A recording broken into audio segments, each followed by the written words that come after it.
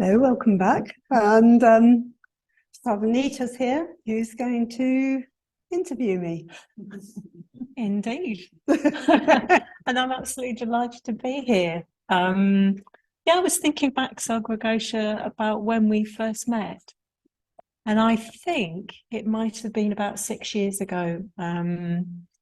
I did a study group that you were co-leading yes. with Dharmottara, Yeah. which was on Analayo's book, A Meditator's Life of the Buddha. Yes. And I was very impressed by, I think, how you made very deep and complicated and complex concepts so accessible. And since then, I've sort of made it a point to come to your study days, your meditation days, whenever you've done a day at the centre. When I've been able to, I've come along and really enjoyed them and really appreciated them. Yeah, and there's something about Sagaraghosa, her name, if I've got it right, I believe means she has a voice like the ocean. Yes. Or whose voice is like the ocean. And my experience of Sagaraghosa is definitely consistently of someone who speaks and communicates from the depths. And that's really borne out in this book. And I'm looking forward to hearing what you have to say about it. Lovely. So playing devil's advocate, yes, which is always a fun thing to do.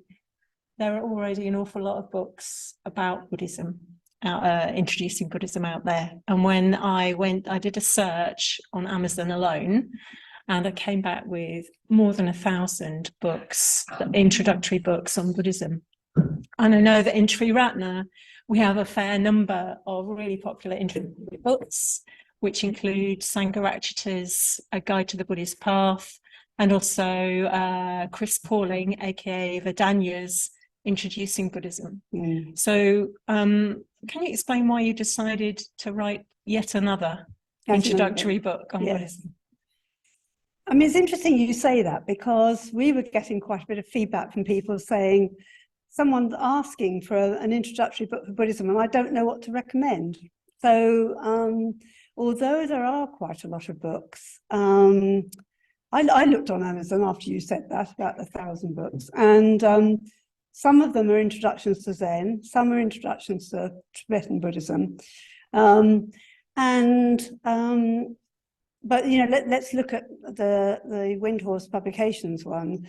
The Guide to the Buddhist Path, I don't think it's for real beginners. I think you need to know a bit before you get into it.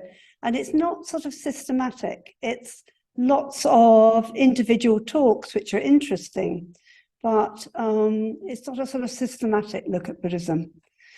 The other one, Chris Pauling's book, is more systematic. But what's missing there, and I think from all other books I've looked at, is that, I found this actually with the Guide to the Buddhist Path. I read it fairly early on. I read all the way through it. And then I said to myself, I don't know how to practice. It didn't give me any clues about how to practice. It was, the ideas were interesting, but it didn't help me in that way. And when we think about the levels of wisdom in Buddhism, the first level is hearing or reading. The second level is reflecting. So it's not just enough to read something, you need to reflect on it afterwards.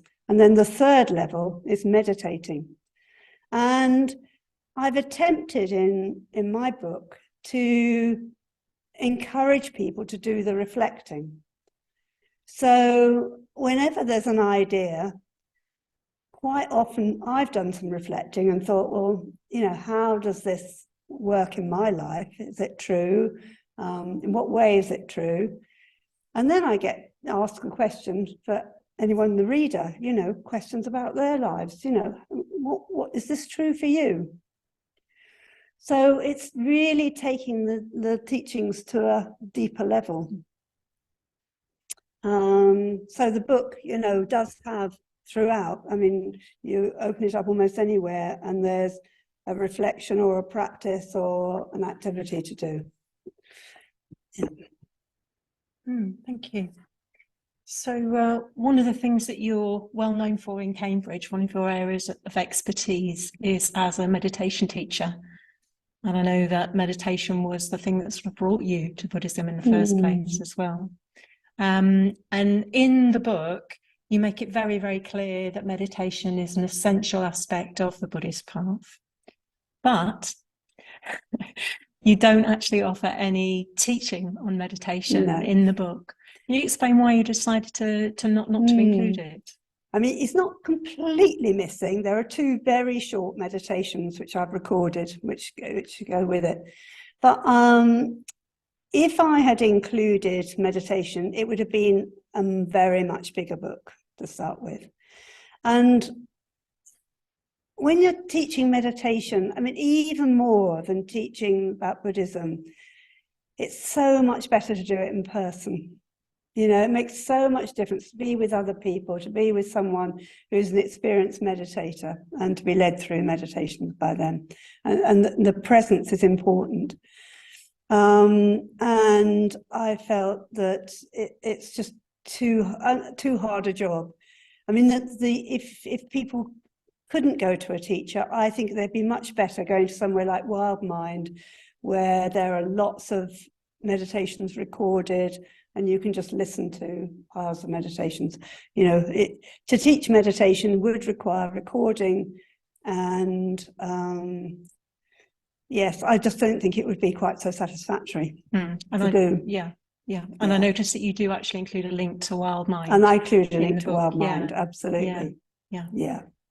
Because of course that's the site that's owned by Bodhipaksha, who's another order member. Yeah, so it is sort of True Ratna. Yeah. Thank you. So you don't include meditation, or hardly any meditation. What does the book? Which aspects of the Buddhist path does the book include, and how have you structured it? So I've structured it. Well, first I should say perhaps that the book is based on the 6-week Introduction to Buddhism course, which we used to teach here, which was really started by Rupa, who's sitting over there. So, you know, his ideas have really underpinned the first 6 chapters, which is that course, basically. And the structure of that course is, first of all, about, you know, what is Buddhism? How do you approach it? Then there's a week on the Buddha. So in the book, it says a bit about his life story, and then about the qualities he had. You know, what was he like? Then it goes into his teachings. So his main teachings are in the next chapter, which includes the 4 Noble Truths, Noble Eightfold Path. And then there's a chapter on morality or ethics, and then one on Sangha. So if you know about the 3 jewels, it covers the 3 jewels that way. Then there is a chapter on symbolism and ritual, so another sort of aspect of Buddhism. So that sort of makes it up to the 6. And then at the end, there is a chapter which I call sort of going deeper, which is about the Scanders, which I'll talk about perhaps later. Thank you. Yes. So you've had a career in publishing, yes, I believe. So you know an awful lot about how books are produced and what goes into making a book. But this is the first book that you've written, isn't it? So every experience, as we know, has the potential we have the potential to learn something from it. And an experience as long and complex and demanding as writing a book, no doubt you will have learned things about it, maybe about yourself, maybe about something else, I don't know. What have you learned from the experience of writing the book? I think, first of all, I've learned that I can write. I mean, my training was in maths. And I was publishing mostly maths books. And with maths, you don't have sort of long bits of prose. I mean, you have sort of lots of formulae and things. It's very different. And this book actually, it's a lot about, it's about quite a lot about my experience as well as just about the Dharma. And very different sort of writing from anything really I've done before. So it was interesting to try. I thought I wouldn't be, I mean, for a long time, I didn't even bother to try because I thought I couldn't do it. And then I thought I'd give it a go. And I wrote, I had the notes that I used for teaching this Introduction to Buddhism course. So I tried writing them up. And I showed my husband, Barry, who's sitting up there, who's not a Buddhist. So he's sort of the intended audience. And he said, no, this is very good. So I wrote another chapter. And then the thing that really required courage was sending it into Windhorse Publications. Probably more courage than for most people, because I'm very involved with Windhorse Publications. So I was sending it to people I knew, and I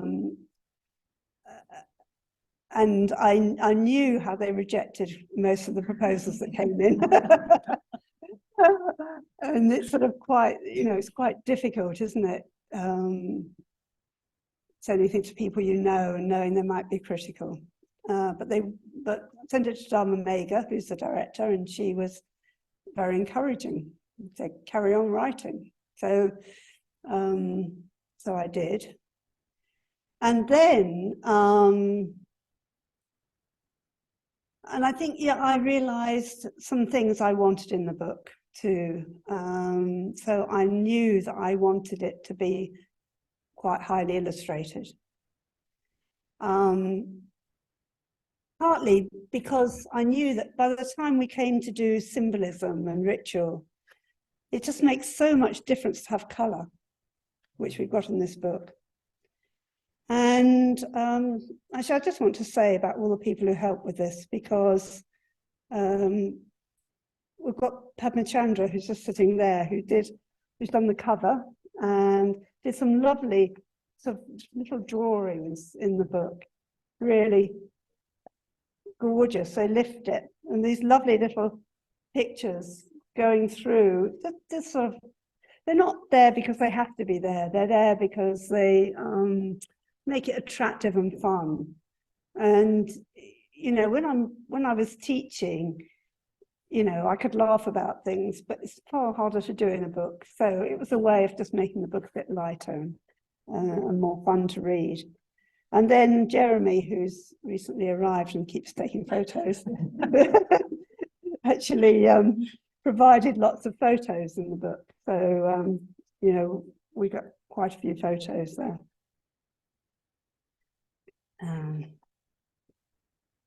Different photos in the book. And then Sagaraghosa, who's sitting up there, did a lovely wheel of life. So, it's nice to have a good wheel of life to talk about that. And then just one picture from Vimaladeepa is the video there. It's just a little bamboo picture, sort of illustrating really some Zen idea. So there are lots of people sort of helped with the illustrations, made it rather beautiful. And then the other thing that I really learned was Dharma Mega went through and gave a lot of feedback, and also Devan did. Now, some of you who've been around Cambridge some time may well know Devan, because he used to live here. And he's an academic Buddhist.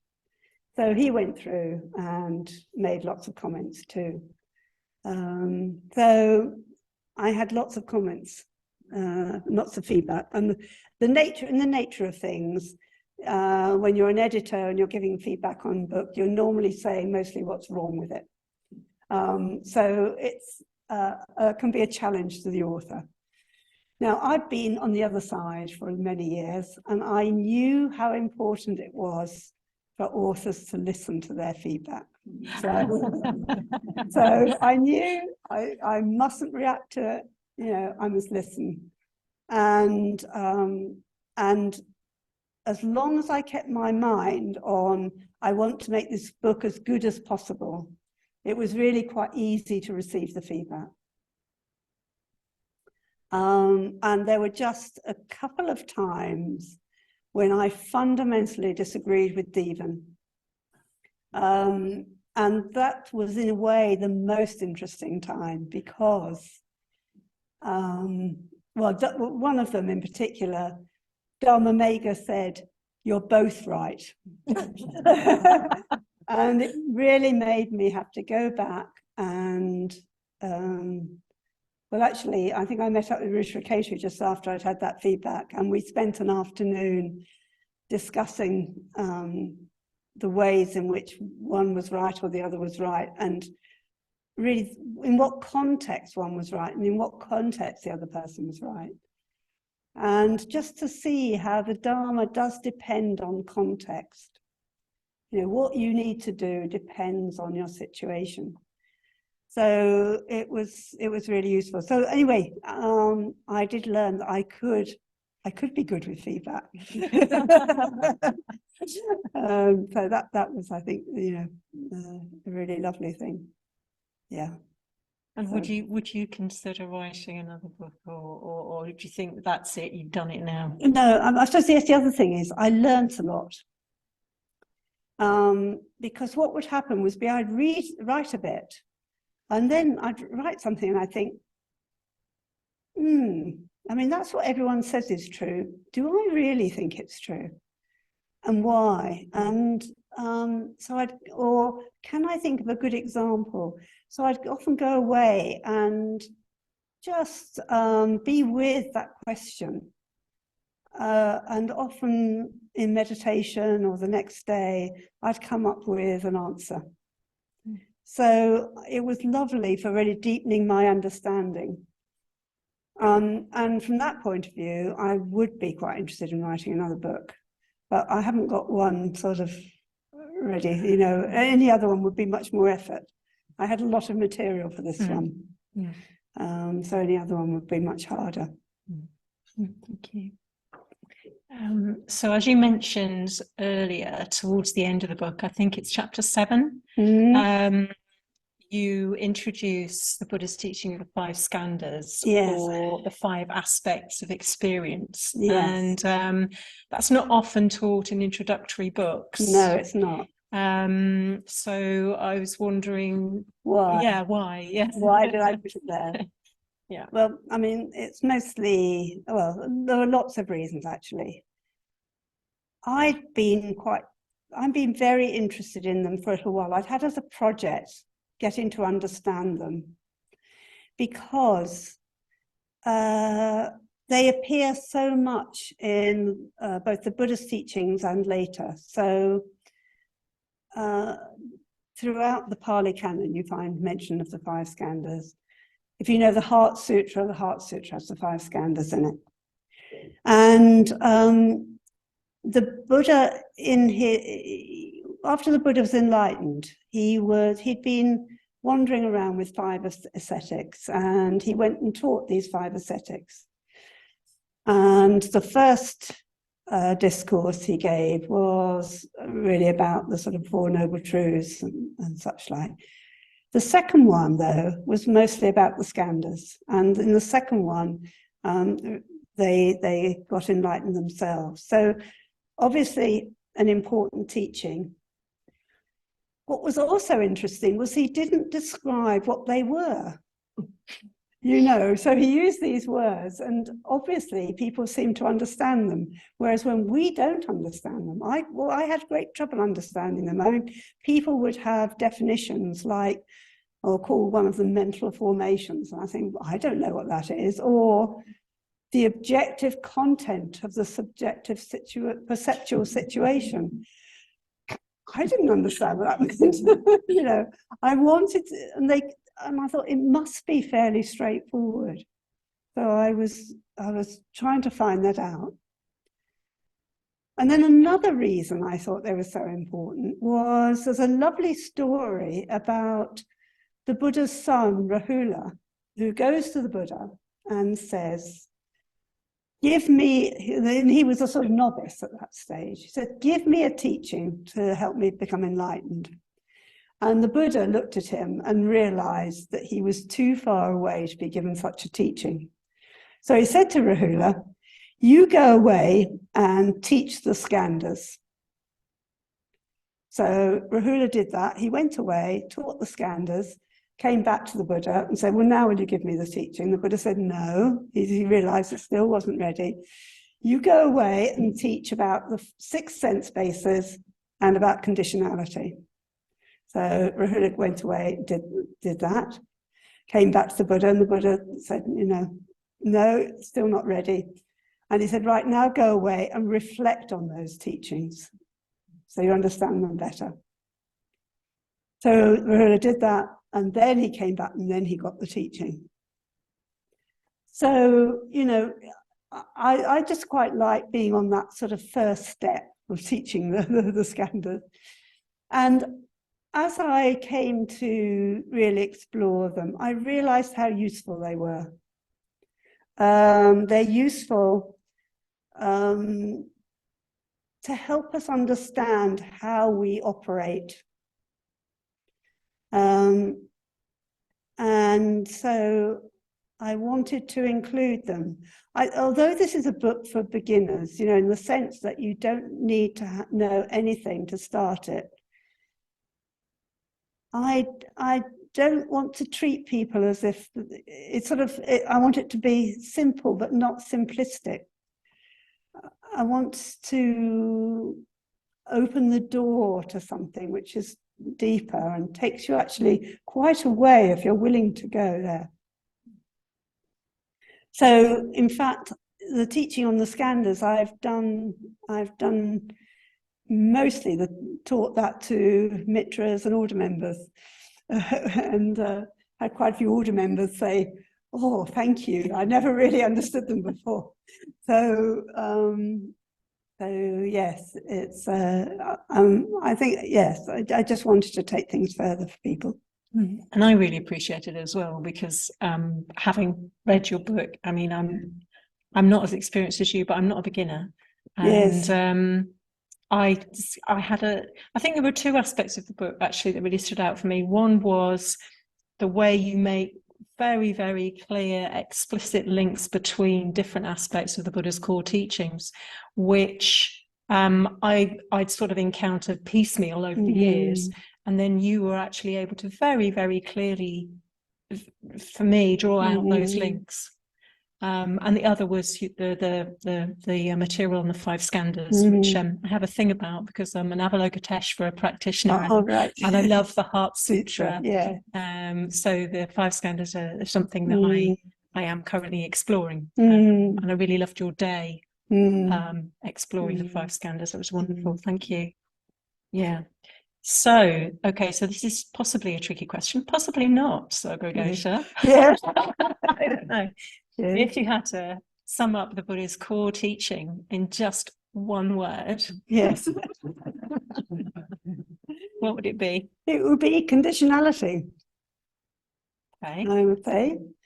And we've got enough time, I think.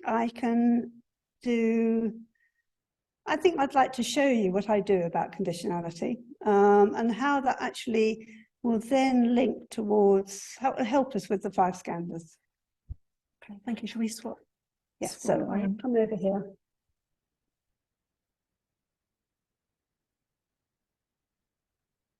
And some of you will be familiar with this already, but I think most of us at some time or other experience stress.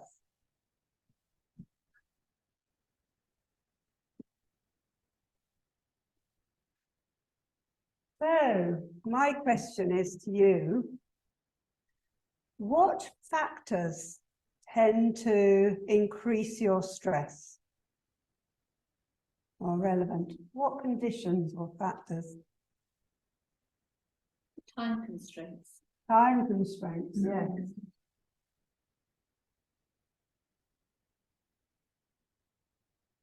Uncertainty. Yes, uncertainty. Being stressed about being stressed. Sorry, I didn't catch that one. Being stressed about being stressed. Stress about being stressed. Yeah. Right. Being stressed, it sort of makes you feel more so. Yes, yes, yes, yes. All right. Being hungry.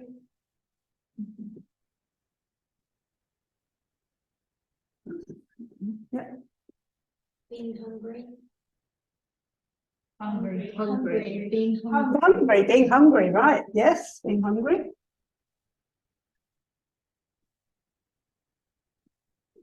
Demands from other people. Demands from other people, yes. Catastrophizing. But sorry, you'll have to wait till I finish because I can hear the pen rather than you. Like catastrophizing, sort of overactive imagination where you leap from one fairly innocuous thing to Right, so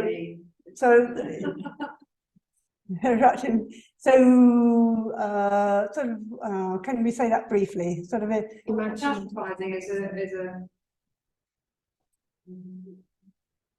fantasizing. Catastrophizing, sorry, catastrophizing. Yeah.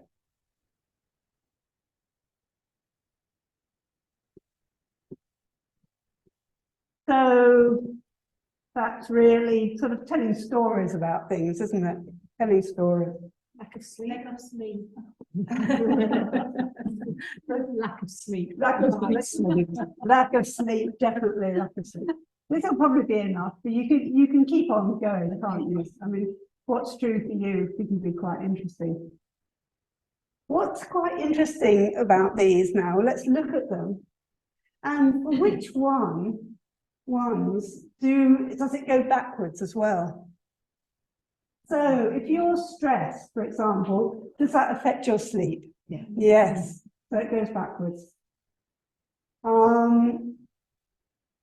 And then, does it affect your time constraints? Certainly perception of them. It certainly, it affects your perception of the time constraints, doesn't it? What about uncertainty?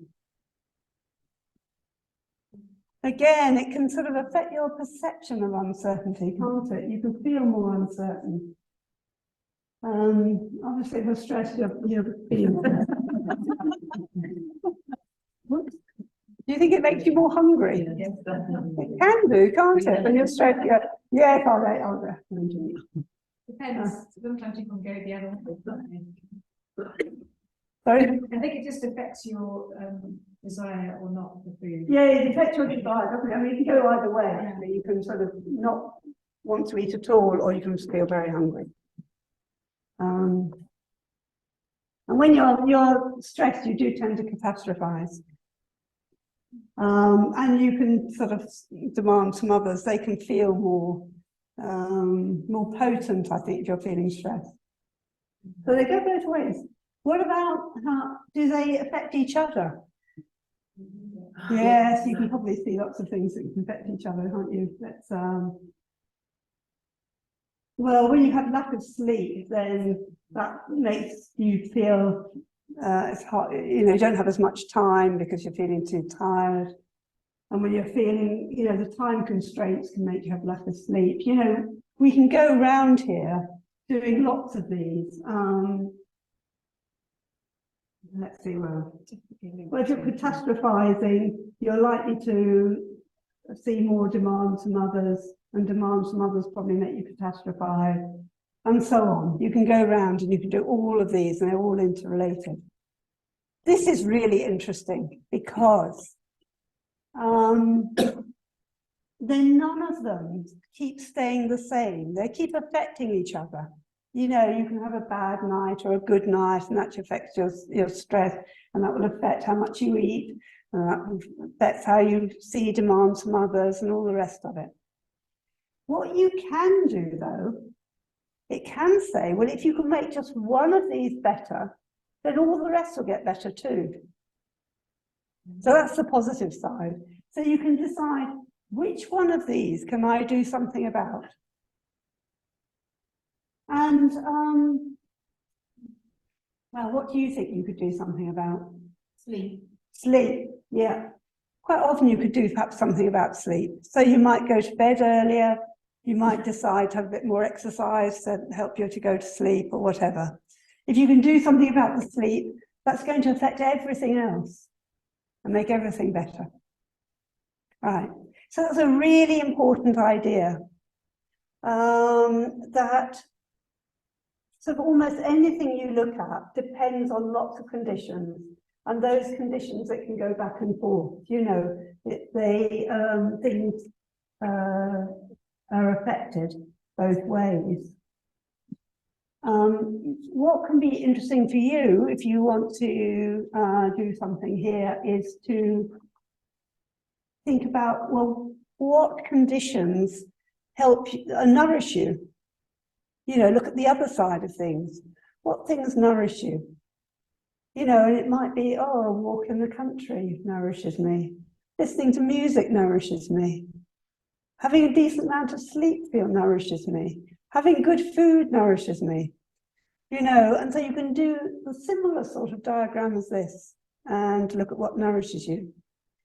You can also do, as I do in the book, think about this and think about, well, if you have in the middle here, how to relieve stress. Actually, we can look at the Noble Eightfold Path. What the Noble Eightfold Path does is it reduces dukkha, or suffering, but also one word for that is stress. And so that gives you all sorts of things that can relieve stress, and they are all interrelated as well. So that's sort of conditionality in a nutshell. And now let's look at these 5 Scanders. And at the beginning of the evening, I led you through a meditation, and we looked at 5 different aspects of experience. So the first one, I translate as form. That's the usual way of translating what in Sanskrit is Rupa. In a way, what it's saying is it's the what you're sensing through the body.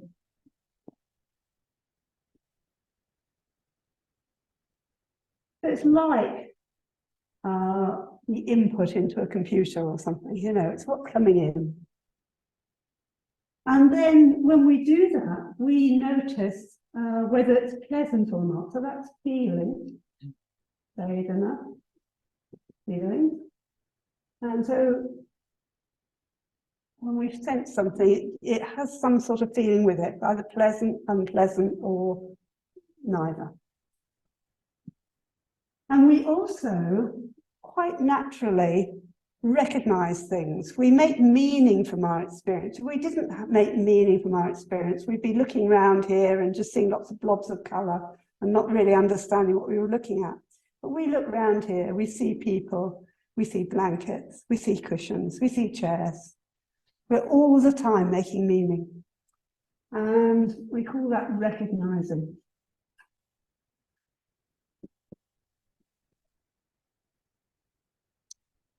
And what's quite interesting is how recognizing, I mean, certainly what we're seeing, it helps us to recognize, so it's quite clear we get the arrow there. But also, it's quite interesting how it can go the other way. Or we can get arrows in other places.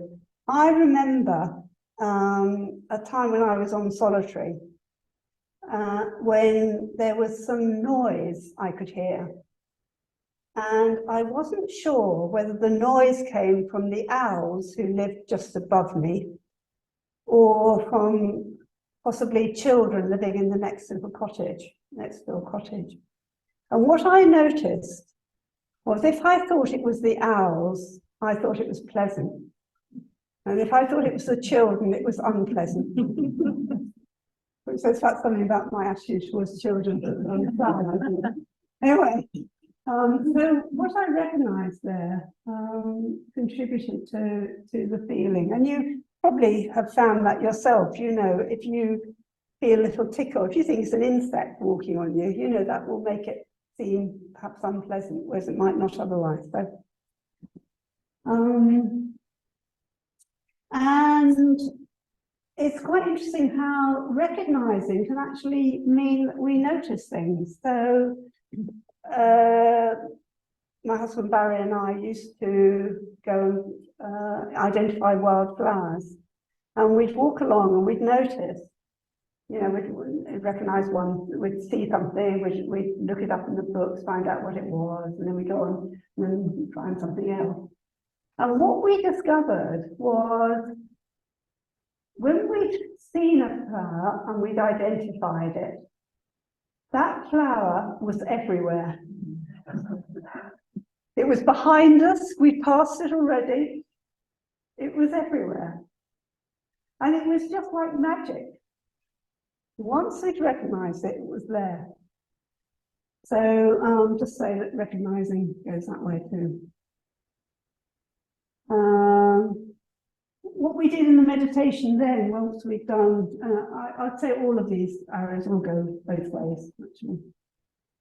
Once we also then looked at, you can experience something, and then you're deciding what to do.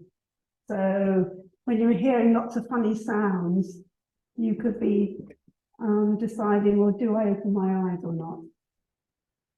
You know.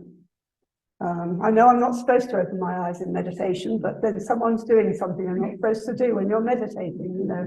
So it would be all right. So anyway, you decided perhaps you could and perhaps you couldn't. All right. So all of these things sort of contribute to what you decided to do.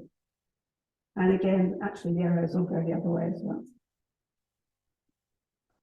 And then the other aspect of experience is just knowing what's going on. So if we take, you know, just through the whole lot of those, that is knowing what's happening. And those are the five scanders. So they're not that complicated. You know, you can see them in your experience.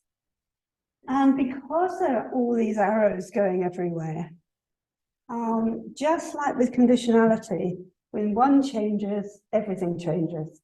So all the time, these aspects of experience are like sort of dancing with each other. They're all changing the whole time.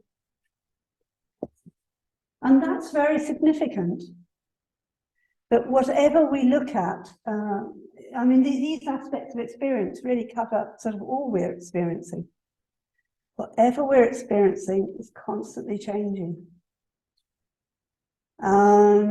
And it's being affected by things outside us as well as things inside us, because it's coming in through the body. So, so we sort of really find out that what we think of as ourselves, our experience, is constantly changing and is affected by other things. And that's really important. It's an important discovery. So that's why I've included Scanders in the book very deeply, because it's a really interesting, helpful thing to realise.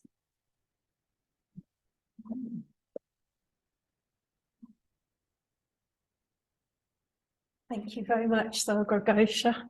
That's great. So, yeah, so have you got anything else you'd like to add? Well, I think I just really want to throw it open. I wonder if anybody's got any questions.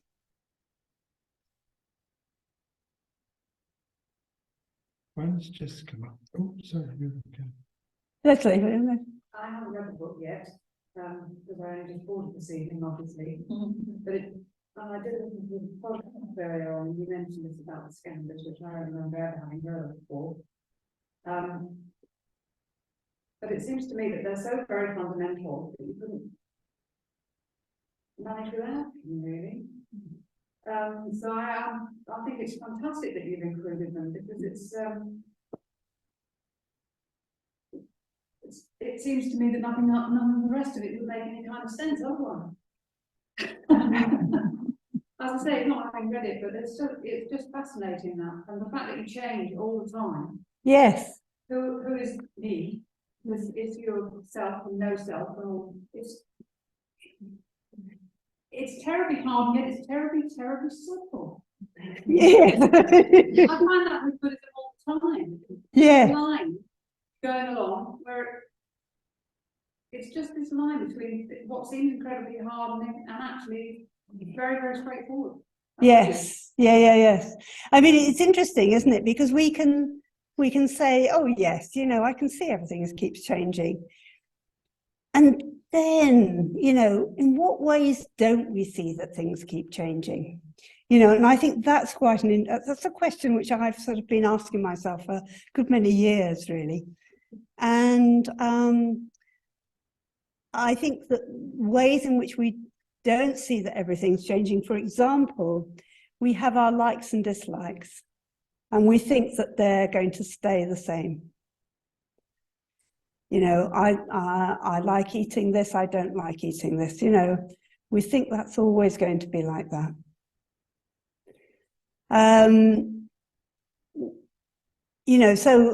Like me identifying and thinking, I can't write, and as if that was always going to be true. The things are not always true. And that can be very freeing to realize that, you're not constrained by all the stories that you tend to tell yourself. You don't have to be constrained by them. So I'd say that's,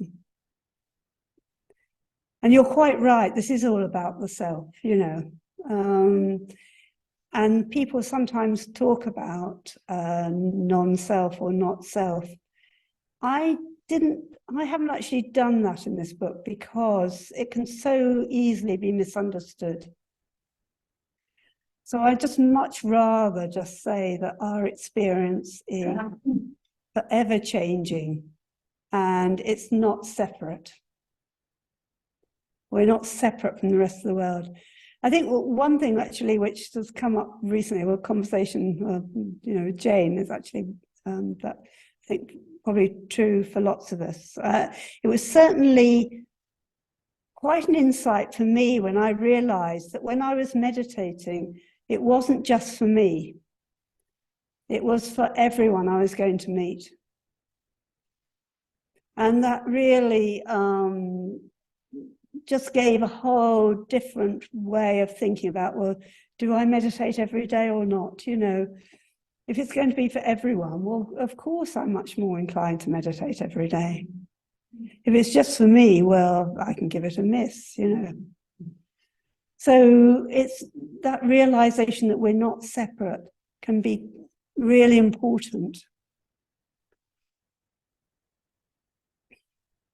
I mean, you might like to reflect yourself on any ways in which you tend to think of yourself as fixed or separate.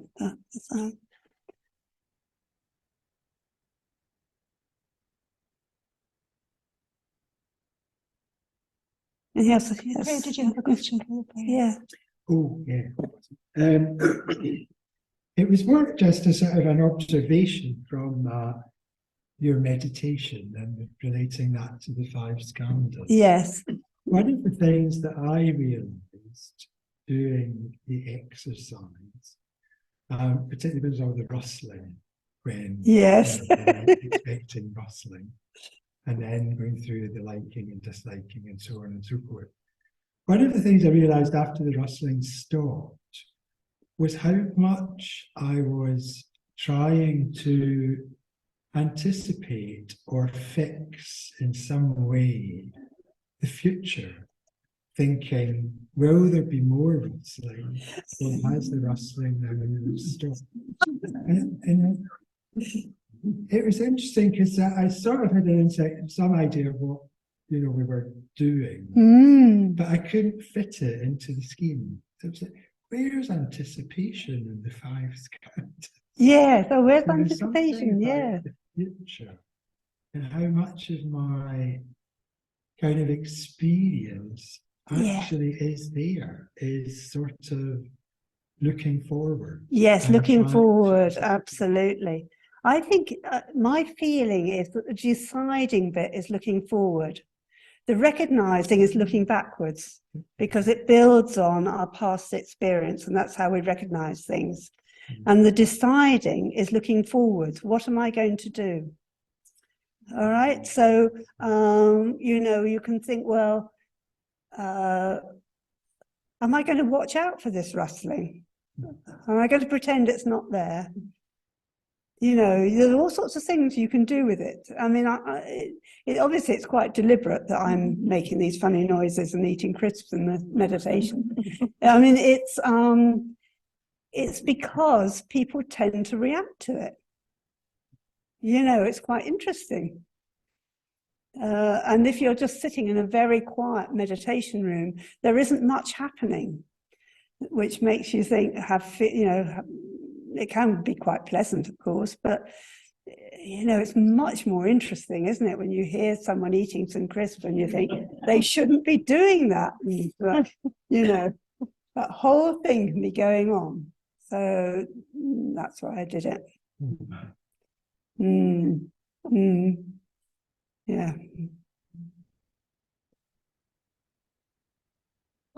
I'm interested, this is a cheeky question. What was the thing that you and Deepan disagreed on? Like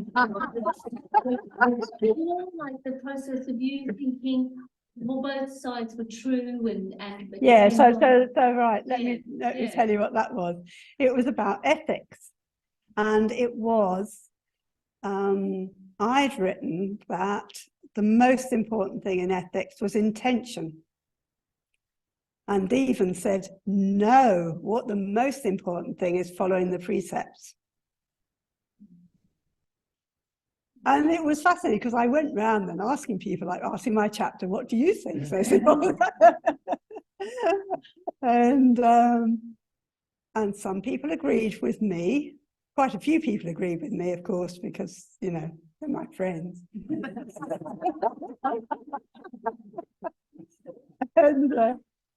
And some people agree with Deepan.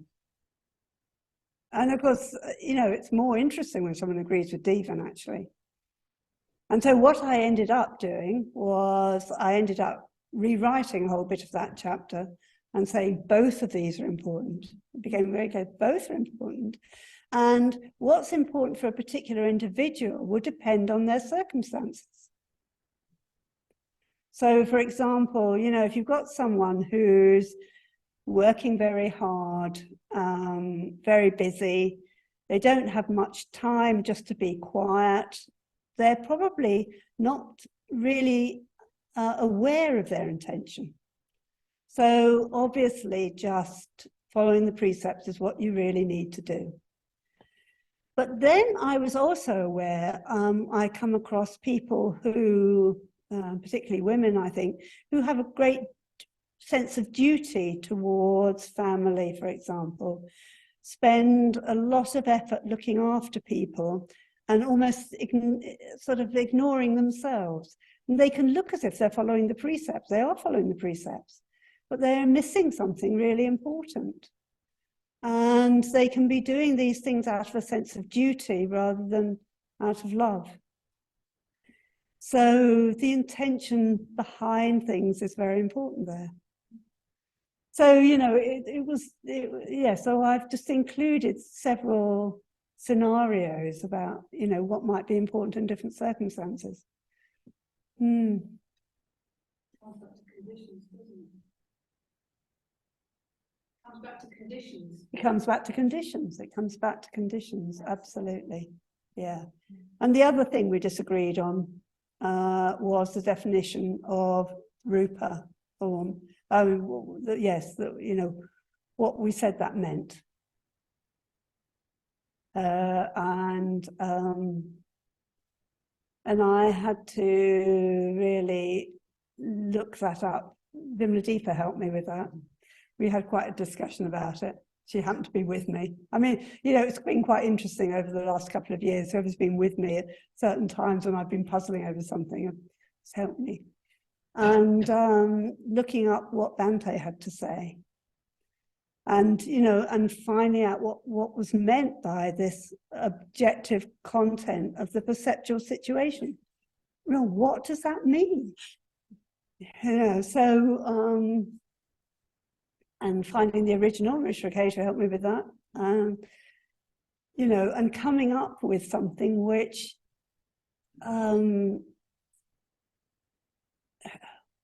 allowed for something about what Devan was trying to say, but didn't quite go as far as he was going. I mean, we came up with something we were both happy with. Let's just say that.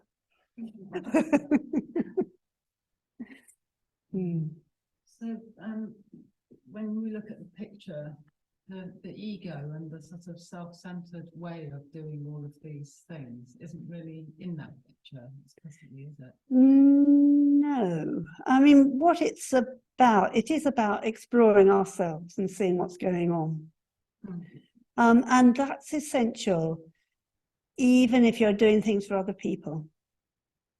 Yeah, but I was thinking knowing, for example, I mean, it feels like if we're taking an egocentric sort of utilitarian view of everything, then what we're recognizing and feeling and deciding, etc. Oh yes, and it will affect how we do these things. I mean, what our problems can come when we start grasping onto these Scanders, and when we're wanting them to be a certain way.